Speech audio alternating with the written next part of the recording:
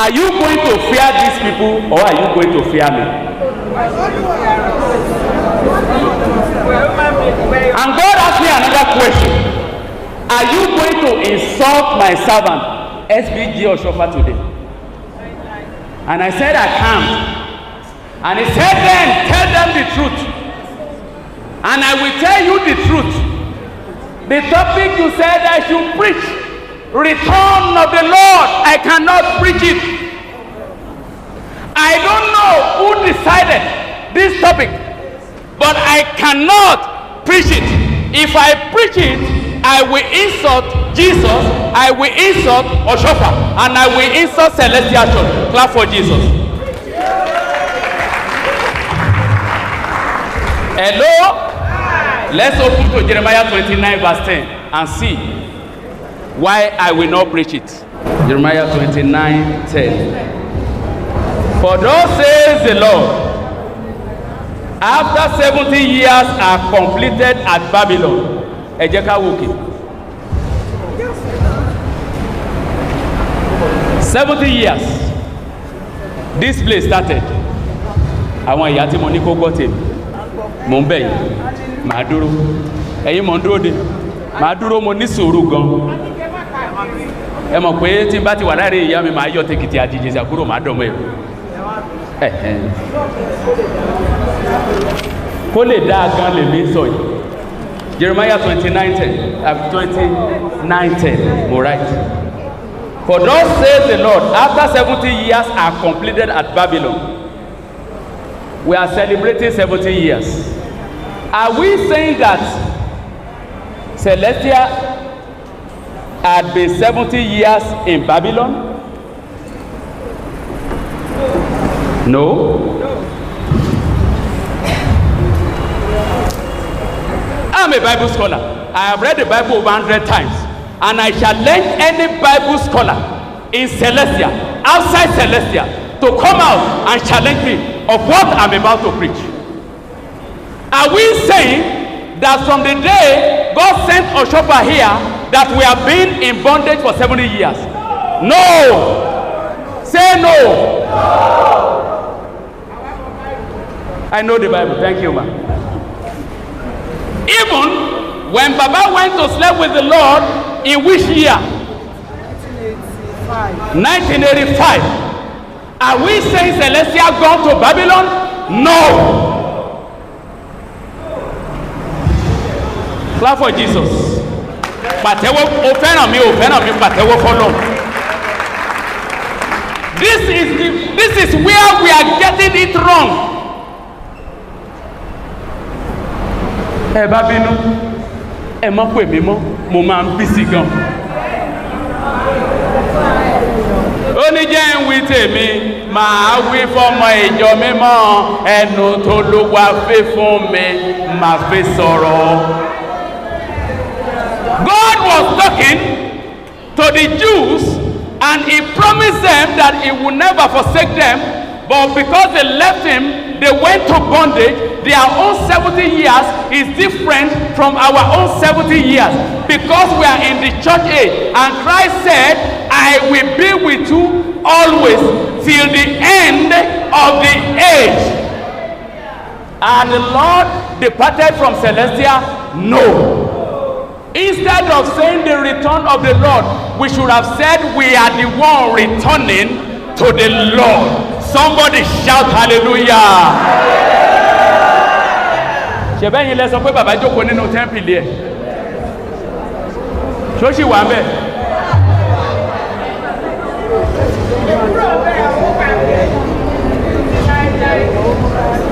Ṣó ṣì wà ńbẹ̀?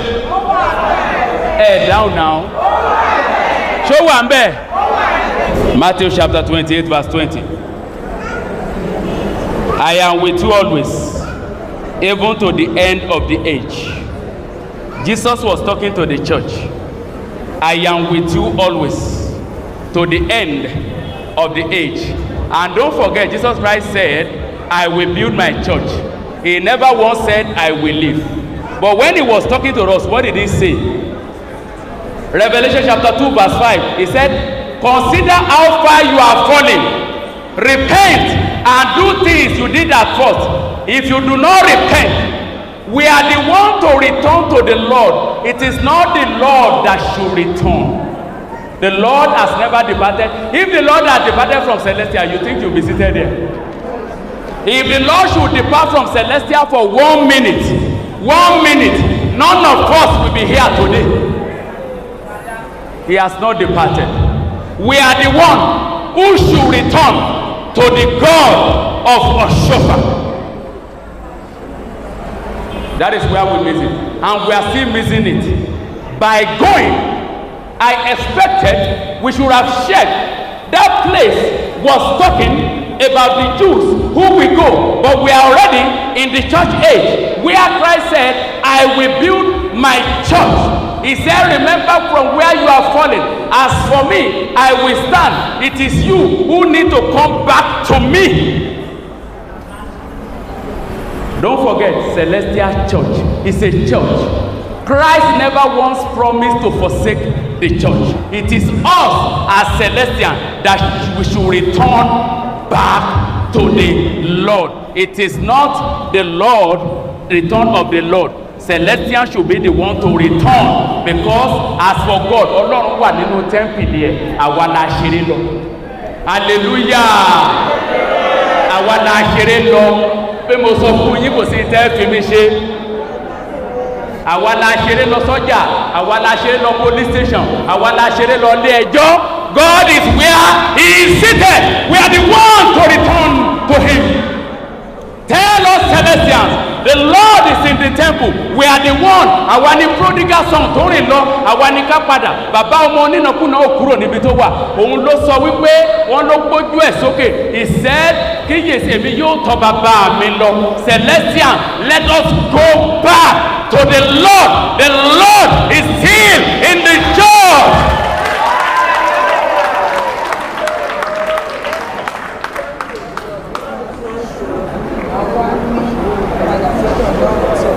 Let's return back to our scriptures. Please. I don't know.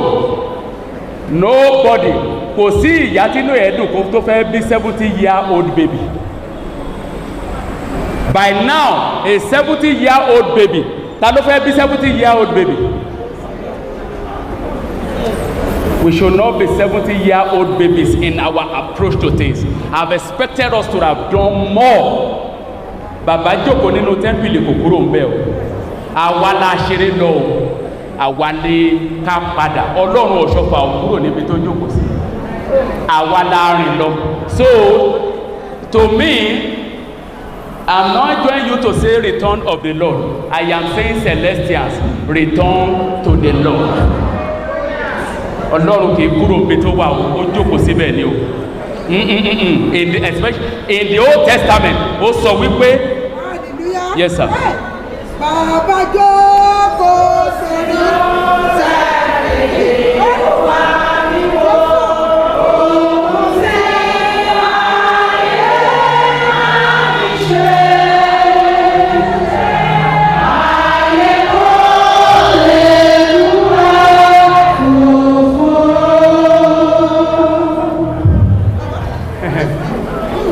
That is the truth. Even in the Old Testament, where God said return, ó kọ́kọ́ sọ pé return to me, then I will return. But in the New Testament, the church dispensation, ó ní ẹ dúró, I will be with you always and I will build my church. Ojú kan ló wà, ó ní God in whom there is no variation. Àwa la rìn lọ, òun làwọn àgbà fi sọ pé Olúwa ń bẹ bí ìtàtijọ́, àwa la ò sí bàbá bí ìtàtijọ́. The Lord had not departed from Celestia. We are the one who departed. Let us return back to the Lord. Mo wíire àbí mi ò wíire? Bẹ́ẹ̀ tiẹ̀ ní mo wíire. Don't let me lie to you. Mo ti prepare a message tó máa bá nǹkan tẹ́ ẹ sọ mu. Mo fẹ́ play politics along pẹ̀lú yín. But when I got there, God told me. He said that you fear these people or you fear me today. He said that you insult Oshofa or you don't insult him today. That's why I decided to tell you the truth. Bó bá wù ẹ mọ́ kì mí mọ́. Ẹni ọkùnrin yẹn má pè mọ́. Ẹlẹ́fẹ̀ẹ́ gbọ́ tiẹ̀ mọ́. Congratulations. The Lord is there. Celestians, return to the Bible and return to the Lord. Ọlọ́run ò kúrò nínú tẹ́ḿpìlì ẹ̀. Àwa kìí ṣe ìran Ichabod pé the glory has departed. The glory is still here. Tó bá lẹ́ni tó ní Ọlọ́run ò sí ní celestial mọ́, ẹni kó dúró níwájú mi kó sọ. Stand before me and say, where is the power as of old? O ní sọ́tọ́kọ tó bára ẹ̀ ńlẹ̀. Àwọn kan mọ̀ mí láàrin. If you know you are a member of celestial anywhere in the world, stand before me and say, the Lord is not in celestial, and see what will happen immediately. Bóyá Ọlọ́run yẹn wà, bóyá kò sí, wàá rí instantly. Fìbínú dìde mò ń lọ. Ẹ dìde mò ń lọ. Mo ti ń lọ à. Ó ti parí, ẹ dìde ẹ jẹ́ ká gbàdúrà máa ń gbé. I'm going, really. Ó ń dùn mọ́ yín, mò ń wà kókó. Ẹ dìde dúró mò ń lọ. I'm serious, let's pray, I'm going. Somebody shout hallelujah. Mo fẹ́ kí gbogbo wa dìde ká padà sọ́dọ̀ Ọlọ́run. Do you know one thing I like about God? Ọlọ́run ò ní ìdí gbogbo wa yìí, ẹnìkan ti tó. Orímọládé was ready and God was ready. God is already ready. It is you who needs to get ready. Hello. Ọlọ́run ń wá àwọn kan ní celestial. Some people had asked me question, they call me. Kí ló fẹ́ ṣẹlẹ̀ níjọ mímọ́ mo ní kò sí. Ẹ má worry. Ọlọ́run máa gbé àwọn kọ̀ọ̀kan dìde. To show us how it should be done.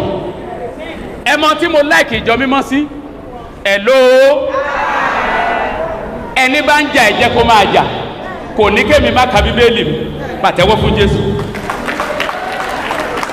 Ẹni bá ń jà ẹni kó máa jà. Kò ní kémi má gbẹ̀bùn ẹ̀mí mímọ́.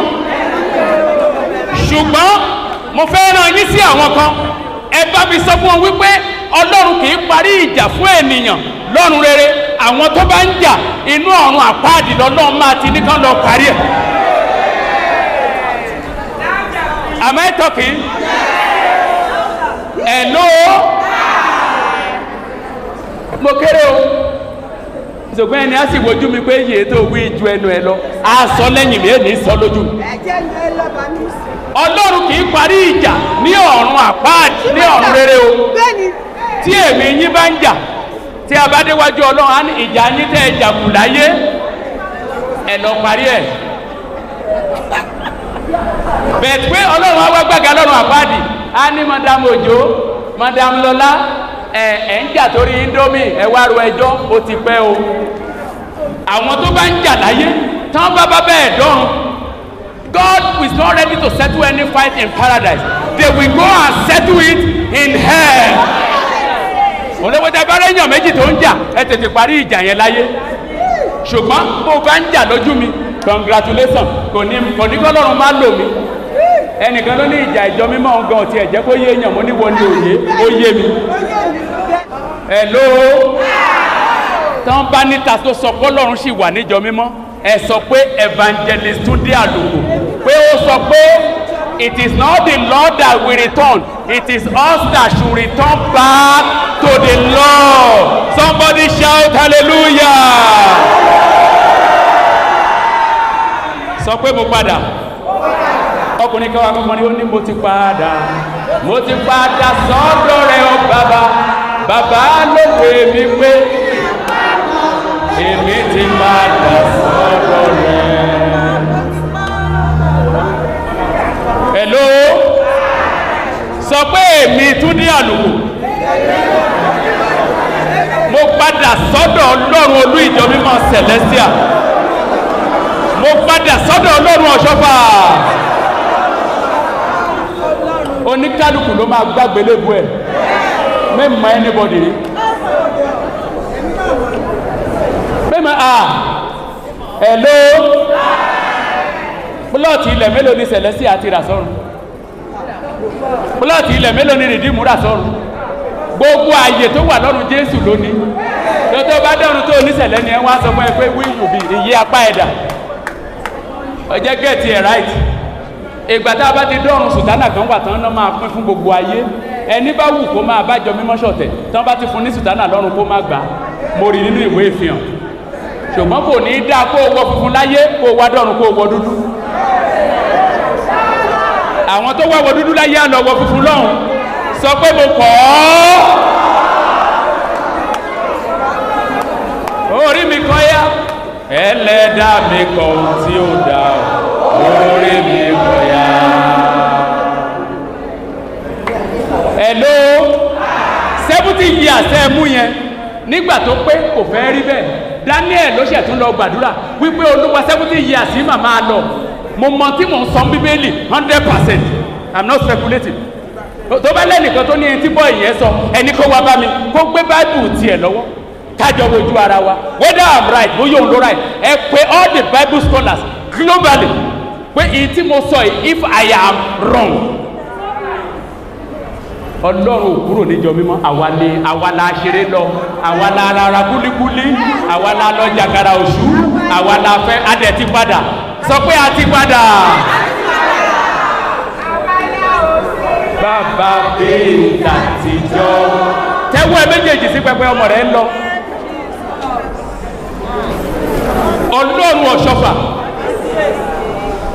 when I sat down you told me oníṣẹ́ mo ṣetán láti sòótọ́ àbí kí n parọ́ àlọ́hùn mo ní Olúwa mo sòótọ́ bó ti fi rán mi onígbọ́ mi ò bá kúrò nínú ìjọ àwọn ọmọ mi ní kí n return sọ fún wọn pé mo wà nínú ìjọ pé mo dẹ̀ sọ fún ìránṣẹ́ mi ó ti sọ fún wọn pé bàbá ń bẹ nínú tẹ́ḿpìlì mi ò jáde ó dẹ̀ fi hàn mí sọ fún àwọn ọmọ mi wípé èmi kò lọ o àwọn ni kó padà Ọlọ́run á gbàdúrà fún ìjọ mímọ́ gbogbo àwọn tó ti sáko lọ bí ọmọ onínàkúnà oore ọ̀fẹ́ láti padà Olúwa yọ̀ǹda ẹ̀ fún gbogbo wa.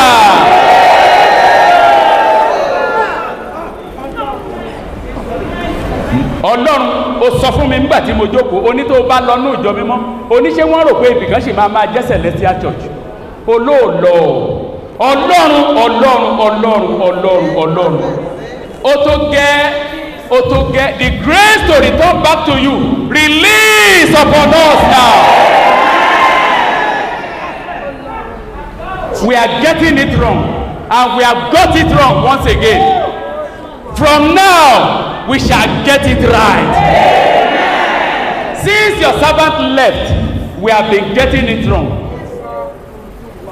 Àwa la rìn lọ àwa la ò sìn ọ́ àwa la ń jà àwa là ń ṣàrán kan àwa là ń ṣọ̀tẹ̀ àwa la wọ gbogbo ọṣọ oyè àwa la mọ bíbélì Ọlọ́run mọ́tò tó ń lo táyà 9 gbàrà tọ́ṣọ̀fà sùn nínú Olúwa ó kù táyà kan gbogbo ẹ̀bùn 9 ẹ̀mí mímọ́ ló rìn nínú ìjọ mímọ́ nígbà ayé bàbá gbàrà tí bàbá yìí lọ ó kù táyà kan táyà àsọtẹ́lẹ̀ nìkan ló máa kù mọ́tò wà lè rìn mọ́ Ọlọ́run gbogbo táyà ẹ̀bùn ẹ̀mí mímọ́ tó yọ dànù lẹ́sẹ̀ ìjọ yìí Ọlọ́run dá padà fún wa. A ò bẹ̀rù ọ̀rọ̀ ẹ níjọ mímọ́ a ò ka bíbélì sí kankan níjọ mímọ́ ìfẹ́ ọ̀rọ̀ rẹ Olúwa fi sí wa lọ́kàn torí ká má bàa gbéraga oní ká má wọ bàtà bá a ṣe wọ bàtà yìí àtolówó àtẹni tí ò ní àtìdẹ̀gbẹ́ àtẹni tó kàwé àtẹni tí ò kàwé ó fi àìwọ bàtà rán wa létí pé ká rẹra wa sílẹ̀ ṣùgbọ́n síbẹ̀síbẹ̀ àwa la gbéraga jù láyé ẹ̀mí ìrẹ̀lẹ̀ tó fi bá ìránṣẹ́ rẹ lò Ọlọ́run rọ̀jù ẹ̀mí yìí lé wa lórí. aláǹṣe spiritual work a gbàgbé wípé àṣẹ ló ń jẹ́ iṣẹ́ àti rágbọ́n rọrùn àti rídà rọrùn àṣẹ tó wà lẹ́nu ọ̀ṣọ́ bàtà fẹ́ fi bless ẹ̀dá àṣẹ tó sọnù lẹ́nu wa Ọlọ́run dá padà fún wa. Ìwọ tó pe ọmọ onínàkúnà padà wálé pè wá wálé. Àwọn olórí ìjọ bíi tiwa ní sọ̀rọ̀ wọ́n ní wá ọmọ ìgbàlà wálé o.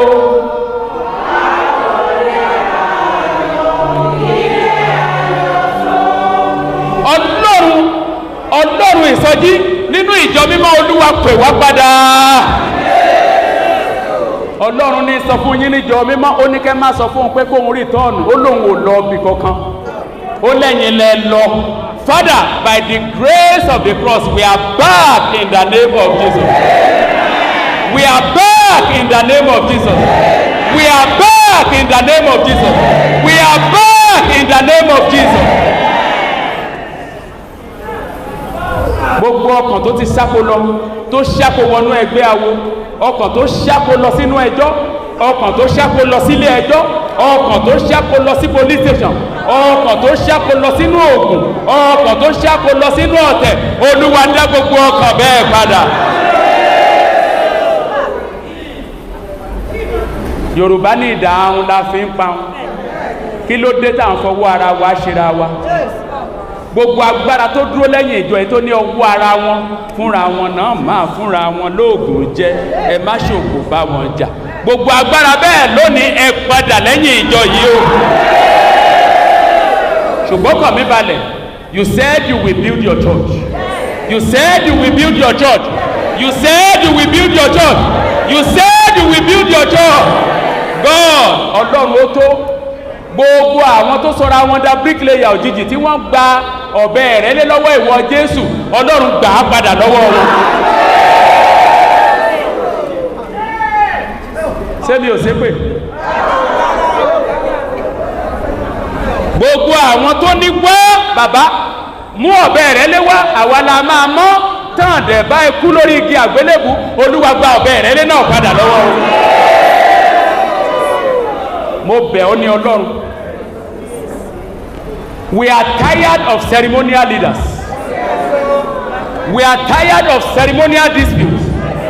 Ọlọ́run, ó yá gbé agbára rẹ̀ wọ̀ wá padà. We are tired of ceremonial members. Olúwa gbé agbára rẹ̀ wọ̀ wá padà. We are tired of ceremonial shepherds. We are tired of ceremonial prophets. We are tired of ceremonial prophetess. We are tired of ceremonial youth. Olúwa agbára tá a nílò, ó yá gbé wọ̀ wá sẹ́. Ọlọ́run will use this opportunity to talk. Ọkàn ọba àti ìjòyè wà lọ́wọ́ rẹ̀. All the people that are angry tí wọ́n ń bínú, àlẹ́ nìkan ló jàre, àmẹ́ni tó jẹ̀bi. Hello.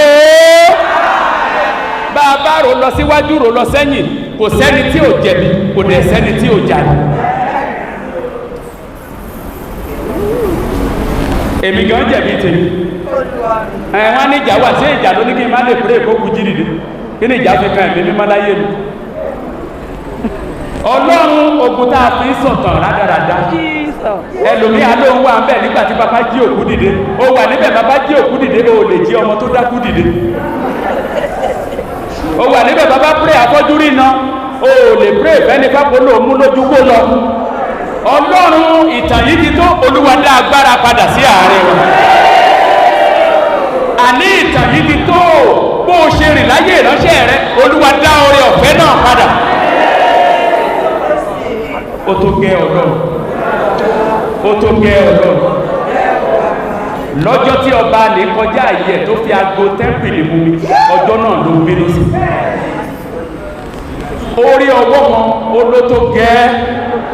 Ọlọ́run ọ̀wọ̀ àti ẹ̀rù tó fi bẹ̀rẹ̀ ìjọ yìí, Olúwa dá a padà. Ọ̀rọ̀ tó bá mi sọ lórí ìjọ mímọ́, Ọlọ́run bẹ̀rẹ̀ sí ní mú iṣẹ́. Àwọn ènìyàn yìí ṣàmì wọn ò ṣàmì. Níwọ̀n ìgbà tí yìí ṣe àwọn ló bá jíròrò kan tó kàn ẹ́ má gbélé mu. Nígbà tí yìí ṣe àwọn ló ń tàbí ìtì ẹ̀kọ́ tó jíǹde. Ohun tó bá ọ̀ṣọ́ fàdá májẹ̀mú lórí ìjọ mímọ́, bí gbogbo wa fẹ́ bí gbogbo wa kọ̀, Ọlọ́run bẹ̀rẹ̀ sí ní mú iṣẹ́.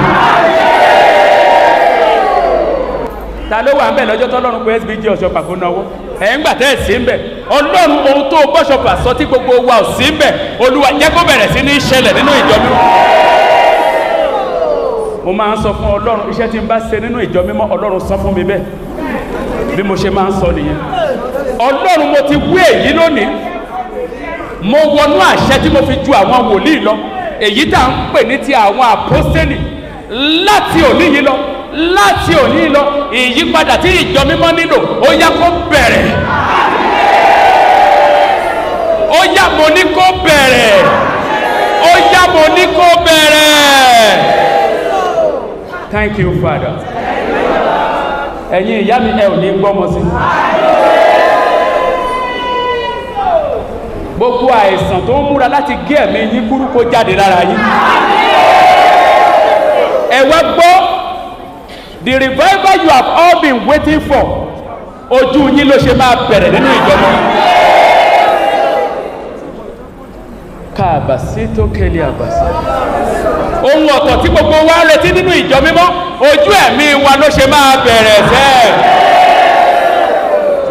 Àwọn aríjẹ nídìí ìbàjẹ́ pa wọ́n lẹ́nu mọ́.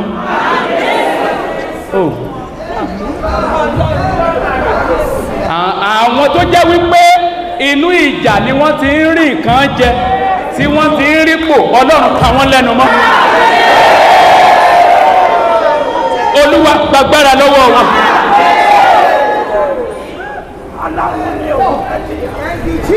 Pọ́ọ̀lù ní ẹ má ṣe fọwọ́ kàn mí mọ́ torí àpá Ọlọ́run ń bẹ lára. Ó tó gẹ́, ó tó gẹ́, ó tó gẹ́. Tó bá lẹ́ni tó pera ẹ̀ lágbà níjọ mímọ́, àdàbí tó bá dàgbà ju arúgbó ọjọ́ lọ. Ó lè dàgbà títí kó o dàgbà ju arúgbó ọjọ́ lọ. Ohun tó fi ń jẹ́ arúgbó Ọlọ́run, ó yá wá lò ó lórí ìjọ mímọ́. Bí ẹ̀yin ìyá yìí ti ṣe àmì, within the next 24 hours, àwọn iṣẹ́ àmì tí gbogbo wa yóò fi mọ̀ wípé Ọlọ́run sì wà níjọ mímọ́, ó yá kó bẹ̀rẹ̀ sí ní ìṣẹ̀lẹ̀.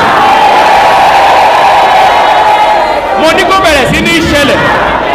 Mo ní kó bẹ̀rẹ̀ sí ní ìṣẹ̀lẹ̀. In the name of Jesus. Ó mà ṣe o. Ayé rò wípé Ọlọ́run ti kúrò níjọ mímọ́, àwa náà àgírí. Ọlọ́run kí ayé lè mọ̀ pé ó kúrò, ó yá bẹ̀rẹ̀ sí í ṣe ìyanu bíi tiwọn. Máa ṣe ìyanu bíi ti gbà wọ́n nì. Máa ṣe ìyanu bíi ti gbà wọ́n nì. Ó ṣe Ọlọ́run. Ó ṣe Ọlọ́run. Ó ṣe Ọlọ́run. Ó ṣe Ọlọ́run. Mo ló ṣe Ọlọ́run. Mo ló ṣe Ọlọ́run. Mo ló ṣe Ọlọ́run. Mo ló ṣe Ọlọ́run.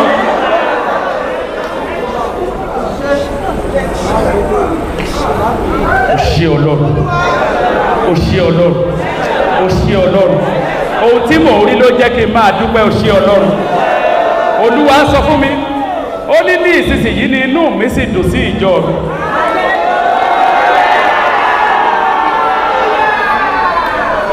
Bí Dáníẹ́lì ti bẹ̀bẹ̀, ó ní mo tọrọ ìdáríjì ẹ̀ṣẹ̀ fúnra mi àti gbogbo ènìyàn. Gbogbo èyí tá a ti ṣe tí ò dáa níjọ mímọ́, ro ti àwọn ìyà wọ̀nyí Ọlọ́run dáríjì wa. Gbogbo ohun tá a ti ṣe tá a fi tàbùkù orúkọ rẹ, gbogbo wa la ṣe, dáríjì wá. Ọlọ́run ro ti ìránṣẹ́ rẹ Ọ̀ṣọ́fà, ro ti Jésù, ó yá dáríjì wá. Ó fẹ́ pàtẹ́wọ́ kan. Ẹ mọ̀dí tí mo fi mọ̀ pé Ọlọ́run ò kúrò ní Sẹ̀lẹ̀, torí pé a pè ní Celestial Church of Christ. Tí Christ yẹn bá ṣì wà lẹ́yìn ẹ̀. Ṣó wà ń bẹ̀? Jésù wà ń bí. Jésù wà ní Sẹ̀lẹ̀. Jésù wà ní Sẹ̀lẹ̀. Tọ́ṣọ̀fà bá pè ní Celestial Church of Ọ̀ṣọ́fà, ta ló fẹ́ mu? Ṣùgbọ́n ní Celestial Church of ẹ̀ ń bolẹ̀ wárí tó lọ tẹ́ ló fẹ́ padà wá. Ó wà bẹ́ẹ̀. Àwa ni ká padà pàtẹ́wọ́ fọ́lọ́run. Bí ojú ẹ̀ kó béèrè tó fẹ́ lọ́wọ́ Ọlọ́run.